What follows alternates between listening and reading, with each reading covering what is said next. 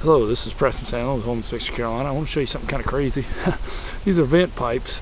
They're vents for plumbing vents, and usually they should just vent straight up. This one's actually got a negative slope coming back down, connects with the other vent pipe, and then comes up and makes a curl, and then it exits right there. And then they've got this one too. I'm not sure if they were trying to keep it from I don't know exactly why. You know, sewer gas comes out of that, and it also allows for displaced water for air intake, but you cannot have a negative slope like that. Absolutely not.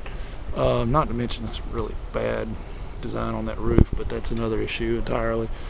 But yeah, these should just vent straight up, and they got to be at least 6 inches.